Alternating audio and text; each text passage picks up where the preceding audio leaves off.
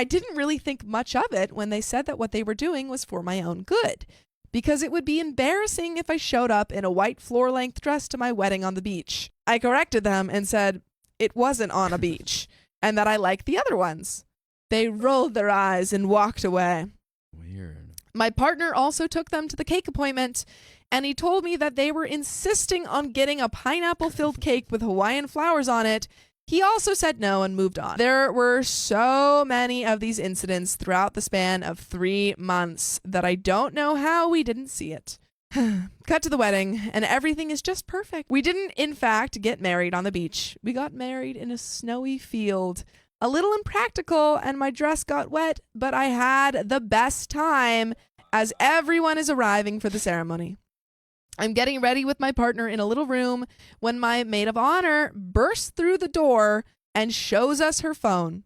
She was on FaceTime with another bridesmaid outside so that we could see what was going on. In the middle of a crowd of people wearing neutral and cold colors, I see this figure dressed in knee-length Hawaiian dress. It was bright red and did not fit in at all. And she was also wearing a sun hat. And of course, my father-in-law was wearing something to match her. I tried to go out and confront her, but I was made to sit back on the phone and watch as my bridesmaids did it for me. They asked her what she was doing, and she said that she was told it was a tropical wedding, so it wasn't her fault, but that this wedding also needed color because I did it wrong.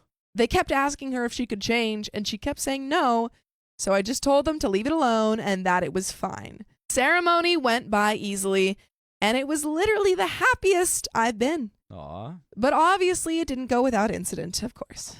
I found out later that before I walked out, my mother-in-law tried to walk out before me by herself with a bouquet she got out of who knows where because she wanted to make sure that the walk was perfect for the bride. She even asked the organist to play the wedding march for her. Of course she refused and she had to sit down. The same thing happened with my father-in-law. He kept trying to stand next to my partner at the altar, so close that he kept pushing him over as if to move. His best man had to physically pull him to his seat. During the walk down the aisle, they both kept talking loudly and voicing their disapproval on my dress, makeup, hair, decorations, etc. They were also told several times to quiet down, which only pissed them off more. They also audibly gasped when we skipped the part where someone objects to the marriage. They also loudly asked in the middle of the ceremony if I was really that insecure that I had to cut out that part, to which my partner answered that it was his idea and that they should shut up, which they promptly did.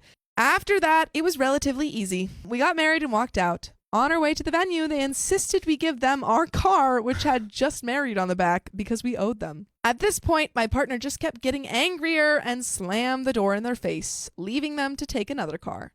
Once there, we thought that would be the end. It was not. We sat down at our table, and they were the first ones that walked towards us, once again asking if they could sit there instead of us. Because it was only fair that we had our ceremony, so they had to get the reception.